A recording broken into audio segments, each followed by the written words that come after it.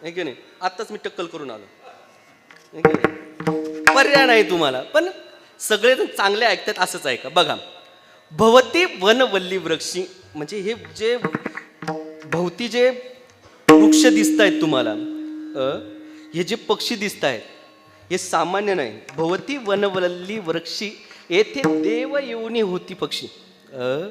म्हटले ह्या अलंकापूर नगरीचं महत्व काय आहे? म्हटले इथं सगळेचे सगळे जेवढे सामान्य दगड सुद्धा दिसत आहेत ते मागच्या जन्मीचे देव आहेत. जेव्हा म्हटले ज्ञानोबारांना समाधी घ्यायची, ऐका माझं, ऐका ऐका, माझ्याकडे बघा, दुसरीकडे कोणाकडेच बघू नका, माझ्याकडेच बघा. बघा, म्हटले इथले जे दगड आहेत हे सुद्धा सामान्य नाही, हे सुद्धा मागच्या जन्मीचे देवच आहेत. हे अलंकापूर भूमी सामान्य नाही. म्हटले एक दिवस काय झालं, शंकर भगवान आणि पार्वती विहार करण्यासाठी निघाले आणि निघाल्यानंतर भोले बाबांना विमान थांबवलं. आणि थांबवल्यानंतर पार्वती मातेने विचारलं, कारण पार्वती माताला विचारची सवयच असते, प्रत्येक पार्वती माता तशीच असतात. कुठे जायचंय तुम्हाला, कशाला जायचंय तुम्हाला, का थांबले इथं तुम्ही? तसंच पार्वती मातेने विचारलं की म्हटले का थांबलेत तुम्ही? भगवंत एक बोलले नाही आणि दोन बोलले नाही, खाली उतरलेत, विमानाच्या खाली उतरले आणि गडाबडा गडाबडा गडाबडा गडाबडा लोळायला लागले, असे लोळायला लागले. पार्वती माता म्हणाल्यात आत्ता चांगले होते, आत्ता उतरले तेव्हा चांगले होते, काय डोक्यात बिक्यात फालटं पलटं पडलं काय? म्हटलं का लोळायला लागलेत, का लोळतायत? तेव्हा शंकर भगवंतांनी उत्तर दिलं की म्हटले ही जी भूमी आहेत ही सामान्य नाहीत. म्हटले आताच लोळण घेऊन दे म्हटले या भूमीवर, कारण ह्या भूमीमध्ये माझे ज्ञानोबाराय समाधिस्थ होणार आहे. विठाल विठाल विठाल. ह्या भूमीचं किती जरी वर्णन केलं तर ते कमीच आहेत, ऐक नाही. आणि देवाला मला सांगा, आम्ही म्हणतो की नाही यात्रे अलंकापुरा येते आवडती विठ्ठला, आणि तुम्ही वारीला आलात म्हटले मग महाराज आम्ही वारीला आलोय, पुण्य काही होईन का प्राप्त? काही कारण काय होतं, आताची लोक फार स्वार्थी आहेत. नाहीतर आपले वारकरी येतात ना महाराज, वारकरी येतातही, पण ते पूर्ण यात्राच फिरायला येतात. घोंगडी कुठे आहेत? कुठे घोंगडी चांगली? कोण घोंगडी आणली होय तुम्ही? म्हटले अहो हे जॉकेट आणलं. अरे आपण जॉकेट आणि याच्यासाठी आलेलो नाही, याला यात्रा म्हणत नाही. फक्त ज्ञानोबाराय करता येणं याला यात्रा म्हणतात, ऐके नाही बाबा. सैना महाराजांनी एक दगड आणला होता, तरी त्यांची यात्रा चुकली होती की नाही? मग आम्ही घोंगड्या श्वेटर, महाराजांनी सांगितलं येतानी तर म्हटले जातानी जाऊ द्या घेऊन जातील, पण येतानी सुद्धा 3-3 ब्लँकेट आणलेत काही काही. म्हटले देवावर काही विश्वास नाही आमचा की इथं कसं होईन आणि काय होईन, ऐके नाही, असं नाही. पण महाराज म्हटले आम्ही अलंकापूर नगरीत येऊ, वारीही करू, पण वारीमधून अर्ध निघून गेलो तर फल भेटणार नाही. म्हटले पण आम्ही यात्रेला आल्यावर फल काय? जो करील याची यात्रा तो तारील सकळ गोत्रा.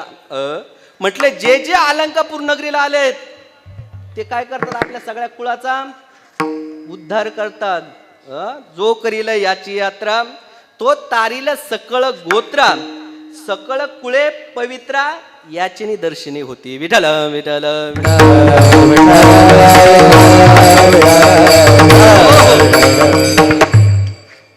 काय असतं, आपल्याला ते फल माहिती नसतं, त्याच्यामुळं आम्ही काही करत असतो, है की नाही. आम्ही अलंकापूर नगरीमध्ये येतो ना, पण स्नान कुठे करतो म्हटले? नळाखाली. सकाळी सकाळी बघितलं तर नंबरच लागलेले असतात. म्हणले अलंकापूर नगरीला आले आणि नळाखाली स्नान केलं, पुण्य प्राप्त होईल का? नाही म्हटले, नाही नाही नाही. इथं आल्यानंतर कुठे गेलं पाहिजे? कुठे गेलं पाहिजे? इंद्रायणीला गेलं पाहिजे. 4 पावलावर इंद्रायणी आपल्यावर, आहे की नाही.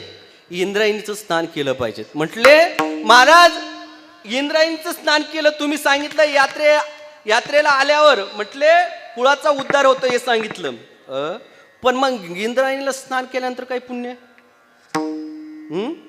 काहीतरी पुण्य प्राप्त झालं पाहिजेत की नाही? काही साधू संतांनी लिहून ठेवलंय का की आम्ही जर इंद्रायणीमध्ये स्नान केल्यावर पुण्य प्राप्त होईल? म्हटले हो ना, फार लिहून ठेवलंय त्यांनी. तर त्यांनी सांगितलं, मणिकर्णिका भागीरथी इंद्रायणीचे स्नान करती, ते मोक्षपदाची प्राप्ती होती, याची संशय नाही. म्हटले मणिकर्णिका भागीरथी, इथं ही जी इंद्रायणी आहेत ही फक्त एकटी नाही, येथे त्रिवेणी असे गुप्त आहे की नाही, इथं 3 नद्या गुप्त आहेत. कुठे जरी स्नान केलं तुम्ही, मणिकर्णिका, भागीरथी आणि इंद्रायणी. म्हटले इंद्रायणीचे जे स्नान करते ते मोक्षपदाशी प्राप्त होते. मोक्षपदाला प्राप्त होतो महाराज इंद्रायणीचं नुसतं स्नान केलं तर. म्हटले महाराज मग नळाखाली काही वर्णन आलं की नाही? मणिकर्णिका भागीरथी जे नळाखाली स्नान करीती तया मोक्षपदा प्राप्त होती, याची संशय नाही. असं काय आहेत का? नाही. म्हटले महाराज इथं आलं यात्रेला की कुठे गेलं पाहिजे? इंद्रायणीला स्नानला गेलं पाहिजे. म्हटले इंद्रायणीला जे जे स्नानाला जातात ते मोक्षालाच प्राप्त होतात, पण केव्हा? यात्रेला आल्यावरच. मध्ये किती जरी डुबक्या मारल्यात मग काही उपयोग नाही. कारण आताचा महिमा आहे. कारण मी अभंग घेतानीच यात्रे अलंकापुरा येते हा घेणार होतो, पण थोडंसं जंपलिंग हुकली आपली थोडीशी, कारण पुढे बघितले लोक थोडेसे, म्हणून दुसरा घेतला. पण या क्षेत्राचा महिमा जर आपण बघितला तर अनेक पद्धतीने आम्हाला सांगता येईल की ज्ञानोबा या ठिकाणी समाधिस्थ आहेत. आणि समाधिस्थ असताना काय अहो या भाग्य या भूमीचं. म्हटले ज्ञानोबारायांना जेव्हा समाधी द्यायला आले, कोण कोण आले ह्या ठिकाणी समाधी द्यायला? म्हटले सगळे संत आले. विठ्ठल विठ्ठल आणि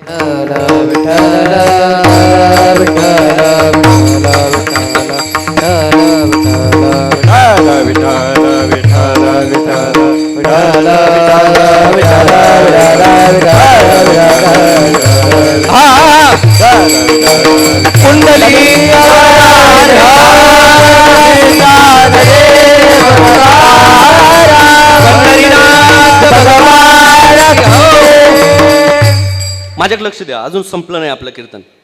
संपणार आहे लवकर, पण माझ्याकडे बघितलं तर बघा. बघताय तुम्ही माझ्याकडं? आवडलो का मी तुम्हाला? नाही का? उद्या परत येतो मेकअप करून. कारण सगळ्यांचे चेहरे असे पडले नाही हा, सगळे प्रफुल्लित आहे. का? कारण कीर्तन कितीला असतं? 6ला असतं. पण महाराजांना जास्त लांबून यायचं होतं, दुरून यायचं होतं महाराजांना, त्याच्यामुळे थोडासा उशीर झाला आहे की नाही. तसं काही नसतं, घरच्याच गाड्या लवकर लेट होत असतात आणि असंच झालंय, थोडा लेट झालंय. तरी पण ऐका माझं, थोडंसं चिंतन सांगतो आणि सेवेला पूर्ण विराम देऊन टाकू. बघा, ही भूमी सामान्य नाही. कारण ह्या यात्रेमध्ये कोण कोण आलेत आणि कोण कोण येतं आता यात्रेला? म्हटले सगळे संत येतात, सगळे देव येतात, सगळे या ठिकाणी येतात. जेव्हा ज्ञानोबारांना समाधी द्यायची होती म्हटलं तेव्हा कोण कोण आलं? नामदेव महाराज आलेत, ठीक आहे. नामदेव महाराजांची 4 मुलं आलेत, 4 मुलं आलेत, सगळेजण या ठिकाणी आलेत. आणि सगळ्यात महत्वाचं देव सुद्धा या ठिकाणी आले. सगळ्यांना कळालं की ज्ञानोबाराय समाधी घेतायत, ज्ञानोबाराय समाधी घेतायत, म्हणून दिंड्या चालत आल्यात. आणि ह्या ठिकाणी जेव्हा ज्ञानोबारांना समाधी द्यायचं, कोणी भजन करायला लागलं, कोणी रडायला लागलं की असे संत जायला नाही पाहिजे. ज्ञानोबारांचं वय तरी किती आहेत? 21 वर्षाचं वय असतात ते ज्ञानोबाराय समाधी घेत आहेत. मग ज्ञानोबाराय जेव्हा जात असताना प्रत्येक संताला दुःख होतंय, सगळे संत आक्रोश करतायत, कोणी भजनात दंग आहेत की ज्ञानोबारायांना चांगली, ज्या ठिकाणी समाधीला जात आहेत त्यांना जी स्थिती प्राप्त व्हायची ती चांगली झाली पाहिजेत. सगळेजण मनोकामना करतायत, सगळे रडतायत. त्या ठिकाणी भगवंत सुद्धा आले होते, रुक्मिणी सुद्धा आले होते, सगळे देव देवता. आणि रुक्मिणी माता फेरफटका करायला गेल्या होत्या. म्हटले काय करायला गेलतात? शॉपिंग करायला गेलतात. म्हटले देऊन जाऊन आल्या त्या. म्हटले आलेच आळंदीला ते येते देऊला जाऊन, आहे की नाही. म्हटले पारायण नाही वाचलं तरी चालेल, काय प्रॉब्लेम नाही, आले तर देऊला जाऊन येते. तशा माता इकडे तिकडे फिरायला गेल्यात आणि त्यांची आणि भगवंताची ताटाटूट झाली. आणि मग भगवंत दिसना ना, इकडे दिसत नाही तिकडे दिसत नाही, म्हणून रुक्मिणी माता सगळ्यांना विचारतायत देवाला बघितलं का? नामदेव महाराजांना विचारतायत देवाला बघितलं का? कोणीच म्हणे ना आम्ही बघितलं नाही. इकडे तिकडे बघितल्यानंतर घाटावर जेव्हा रुक्मिणी माता आल्यात, ऐकतायत ना तुम्ही, ऐका, गोड आहेत. रुक्मिणी माता घाटावर आल्यात आणि त्या ठिकाणी त्यांना रडण्याचा आवाज आला. कोणीतरी फुंकतायत, कोणीतरी रडत आहेत. म्हणून रुक्मिणी माताने जाऊन बघितलं तर त्या ठिकाणी भगवंत होते आणि भगवंत रडत होते. भगवंत रडतायत असं बघितल्यानंतर रुक्मिणी माता साक्षात भगवंत जवळ आल्यात आणि भगवंताला सांगितलं, भगवंता, अहो तुम्ही विश्वाचे मालक आहात, अहो ही सृष्टी तुम्ही निर्माण केली आणि तुम्ही सांगतात सर्व खलविदम ब्रह्मास्मी, य नानास्ति किंचना सोहम सोहम, एवढा तुम्ही उपदेश करतात लोकांना, आणि म्हटलं तुम्ही रडतायत देवा, तुम्ही का रडतायत, तुम्ही का डोळ्यात तुमच्या पाणी. तेव्हा भगवंतांनी सांगितलं